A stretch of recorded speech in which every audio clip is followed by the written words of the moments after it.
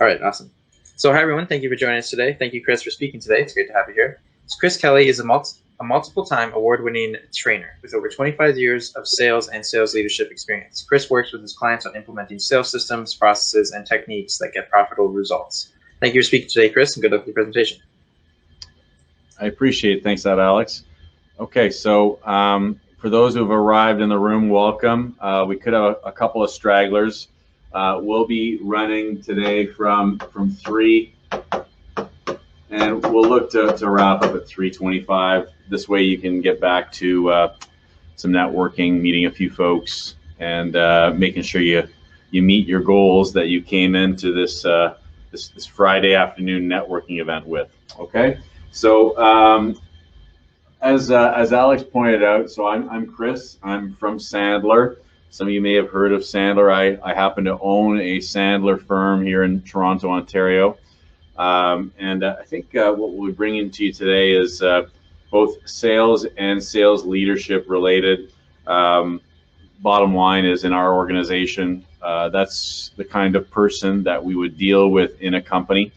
We would also work with what I would term selling CEOs, in many respects entrepreneurs, people who have businesses but still have to sell in their leadership role. Okay, and we've run across a lot of them over the past 12 months, certainly the past, I guess, decade since we've been doing this, and we've seen, I guess, a bit of a rocky year for some of our clients, that being 2020. So really what we saw were 3 kinds of organizations. The first, where even back in March, they pretty much hunkered down, went into a bit of a cocoon, and wanted to wait and see what would happen in the macro environment, and kind of just hung on, if you know what I'm saying. They've had a tough year. Others, when things started to change, frankly, maybe they hadn't been through a macro situation like we did this year, and wanted to do something, but didn't really know what to do to make sure they still had, at the very least, a flat year from a revenues and profit standpoint. The third kind of organization were the ones who went through the same changes we all went through, made some decisions, and in some cases have had their best year yet. Okay, so you'll fit into one of those buckets.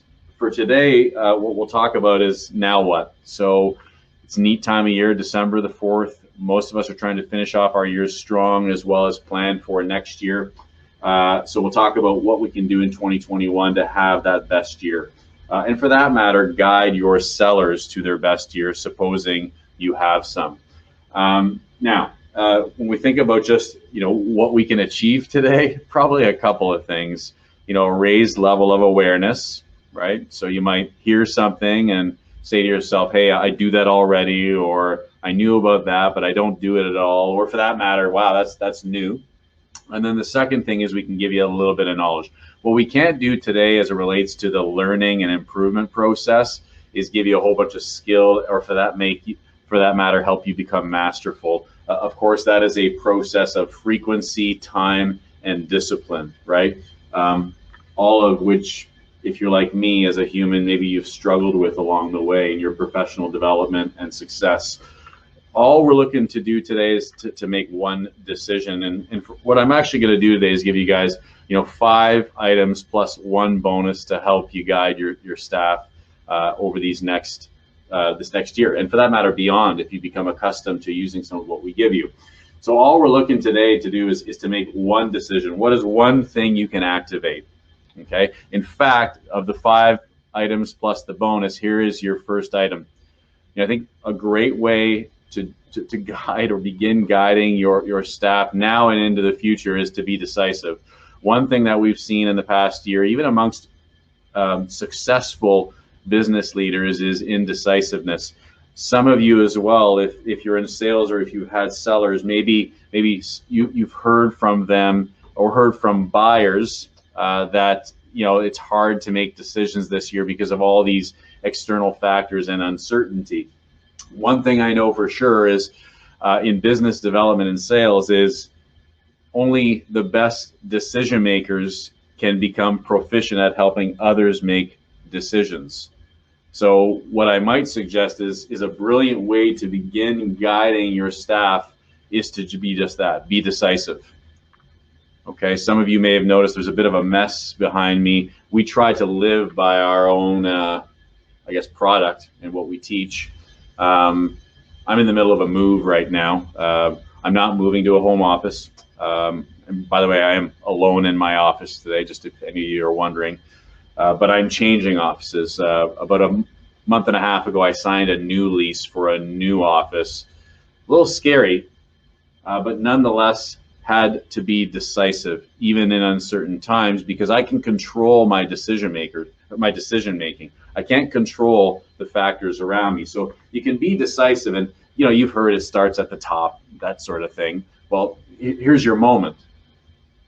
If your staff's been acting uncertain, could it be that maybe you've been acting a little uncertain, a little indecisive? Okay, so let's talk a bit about your staff and just maybe some moments where you could potentially activate something as a result of what we share. The question is really, how do you feel about your team, or for that matter, your own selling efforts? If you're a selling leader, how do you feel about your personal presence? Where you're at. Like, a lot of people are tired right now. They just want to get on with 2021 and forget 2020. Reality check. I'm not sure there's anything magical about Jan 1. So how's your personal presence, and where are you at right now? Where's your staff's personal presence at? How about prospecting? How are they doing with prospecting? How's their momentum there? Have they given up at this juncture in the year? Are you hearing a lot of things like everybody I talk to says they want to talk to me in January? Meanwhile, January is probably going to be busy again, so they won't want to talk to them then either. And for that matter, even behaviorally, right? Are we still actually making attempts at having conversations with other new human beings that maybe, just maybe, could do some business with us today or sometime in the future? Is that slowed down? Okay, how's the pipeline? Is it stale? Is it on pause? Do you know what I mean by that? There's lots in there, but it doesn't seem to be moving. Making sales seems to take longer suddenly in this virtual world. And then for that matter, how about their performance? Just where are their results? And on that basis, how do you think about them and their profit potential in the future? Are you down on them a little bit? Or do you still believe in them? Okay. So, if we think of those 5 areas, I think wherever your biggest struggle is personally or with your staff, there's really 3 aspects of helping them get back to success if maybe they didn't operate at their pinnacle in the past 12 months, and you want to help them do that in 2021. The first is your attitude about them, how you feel about them, the question that we just asked. The second is, do you actually behave in a manner and have some discipline and plans and consistency around how you help them progress, even in a difficult environment? And third is, I guess of the term supervision or coaching, how technically proficient are you at actually supervising and coaching? And let me ask you this. For those who maybe aren't operating at their pinnacle and maybe have resisted some of your supervision or coaching in the past 12 months, where's your rapport with them? Where's your rapport with them? If you're going to rate it on a scale of 1, dismal, 10, magnificent, where do you fit on that scale? And could there be some work to do there? Because the reality is you and I both know that if you don't have rapport with another party, well, 1, you're certainly not going to get the truth from them. And if you don't get the truth from them, then it's really, really hard to help them. And they might just resist the technique that you offer in your coaching and supervision. Okay, so if we start just with that top piece, which is our attitude, I think what you can do today is consider not just their attitude, but your own. Where's your level of commitment or desire to succeed? And how much responsibility have you taken for your excellent results in the past 12 months, or for that matter, less than excellent results. And how do you lead the pack? Okay, so I think in heading into this next year, here's number 2 for you. Something you can do is you can help your staff develop personal goals. Now, by the way, first and foremost, what I'd say is you got to have your own personal goals. And I don't mean the ones that are kind of scrambling around in your head, even as I talk right now. I mean, the process and the formula that you go through on an annual basis to get into the right areas of your brain. So you write down the appropriate personal goals every single year. And then maybe, just maybe, your professional success can fuel you to those personal goals. Okay. So I think we got to stop with professional goals. And I know that in December right now, there's a lot of like performance reviews and things like that are happening. A lot of us operate on a calendar year, fiscal year. We do here. And we talk about, what are your goals for next year in that performance review? And oftentimes reps will, reply and say, hey, I want to get a promotion, or I want to get a new responsibility in the business, right? Those kinds of conversations, those are all professional. I'm not saying they don't have any value, but I think what leaders miss out on and often don't have a formula for is understanding and helping their staff with their personal goals. Let's just face it. Think of this past year. A lot of people didn't have as much professional success as they wanted. And as a result of that, you've read about it, a lot of people have had mental health issues. They've been down on the dumps. What I might suggest is some of those people likely only had professional goals to rely on. And when those were crumbling around them, they didn't know where else to look. Okay. So maybe you were that manager or that leader who helped your staff at the start of 2020, like almost a year ago now, set up for personal success, or maybe you weren't, and your people were a little out of control, or their motivation was up and down. I've been there, by the way. I remember back in 2008, 2009, I remember the credit crunch. I worked for a company that went bankrupt, and frankly, that year, or those 2 years, I was a bit of a mess because I only had career and financial goals, and those weren't going so well for me. So I wasn't a great person to be around, and let alone was I succeeding at work. Okay, so I think you got to understand what your staff's personal goals are. You've heard that before, but my challenge to you though is, have you done something about it? Have you given them a formula? Have you helped them through the formula? Maybe even the same one you use. Okay.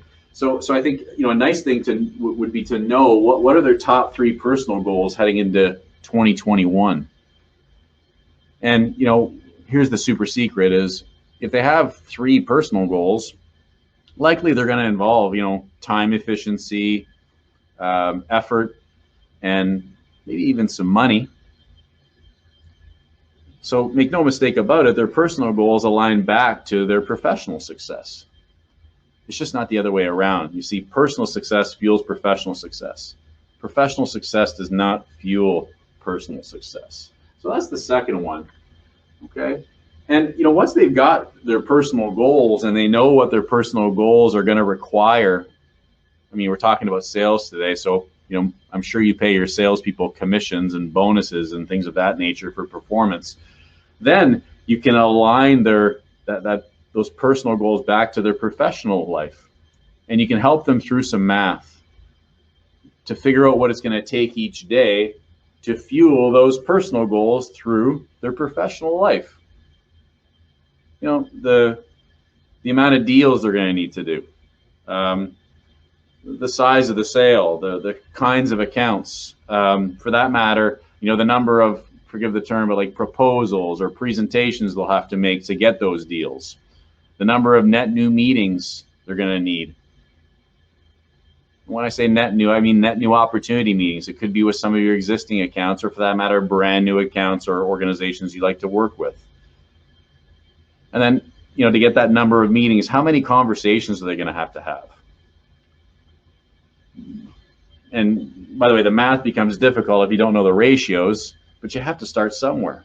So help them through that math so that, if prospecting and their behavior around prospecting is slowed down, and there's a risk maybe it could slow down again in 2021, we've got some basic mathematics related to what they really care about, which is not their business goals, like their quotas, but what they really care about is their personal goals, like outside the, I guess, 4 virtual walls of your office.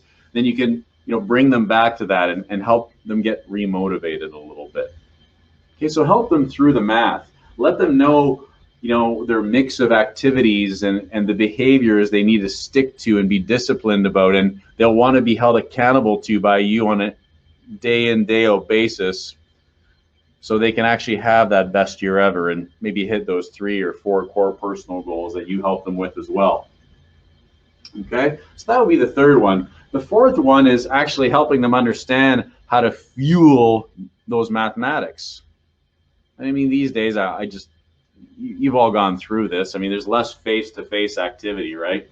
So, what I might suggest is, helping them identify how they can fuel the math, right? So, what are the behavioral requirements and activities that they should get involved in when they can't, walk through someone's office door anymore, or for that matter, meet them at a live networking event where we're actually face-to-face and physical with each other, right?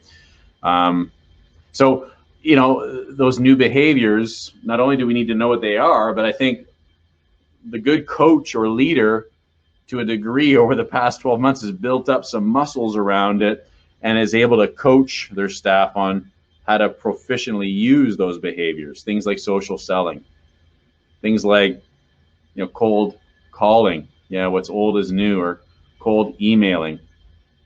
To you leaders out there, let me suggest this. When is the last time you made a cold call? And how good are you? Are you sharp? Or aren't you?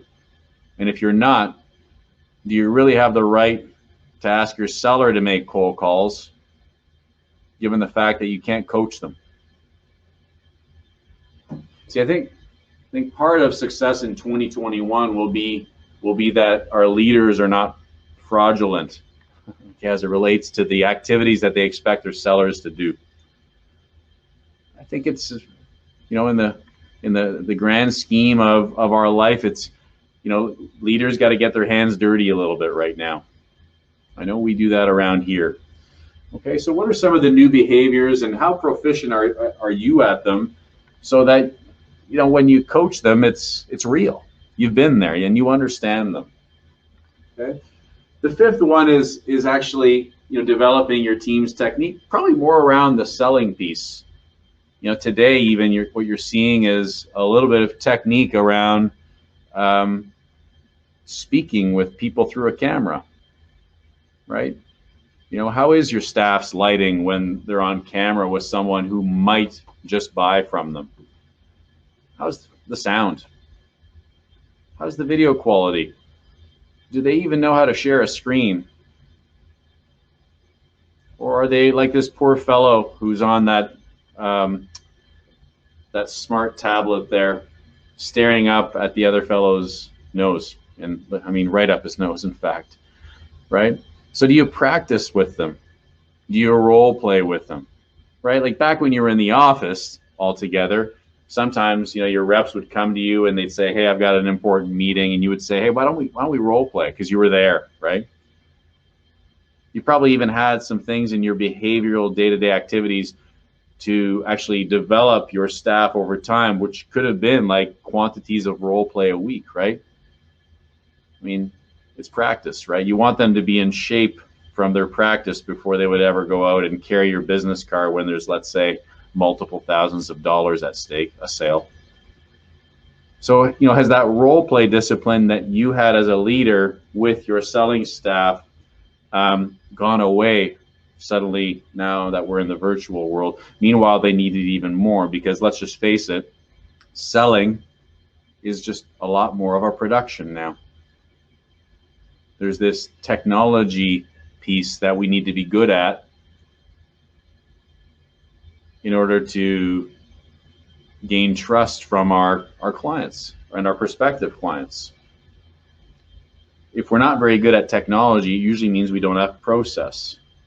And I might suggest that if a buyer suspects you don't have process during the sale, they might just get cold feet that you don't have process as it relates to delivery. Okay, so have you helped your team with their selling technique now that we're through all of these technical means? And what's the plan to get them to a 10 out of 10 when it comes to this? Now, I know we're all hoping and praying that we get back face to face, and I think that will come. I just wouldn't want you to be sitting in your virtual office on March 31st already way behind where you want to be. So I think it starts now. Okay. So here's our bonus, which is, I think another way you can help lead your staff into 2021 is to actually have a very close look at your documented sales playbook. The one that you had documented for the 2020 environment before it all changed, right? And it has changed. So I think, there are nuances that you can learn from based on the environment, and then you can go back to your documented sales process and I guess apply those nuances. For example, where does a first conversation take place? Where does a second conversation take place? What are some of the things that we'll need to do in between, those interactions with prospective clients to make sure that they actually show up or, know how to use the technology we're going to use to get face to face and keep it interactive, right? And what I'd like you to think about is, when you've sat in on meetings with your selling staff over the past 12 months, what are problems you observed? Right? Because of course you're sitting in on these calls with your staff to learn about how they're doing, not to take over the meeting, but to learn about how they're doing. And what did you observe? What were some of the problems that you observed? And how can you use your documented sales process that you give, like your formula for selling success that you give to your reps, and make slight changes to it? Okay.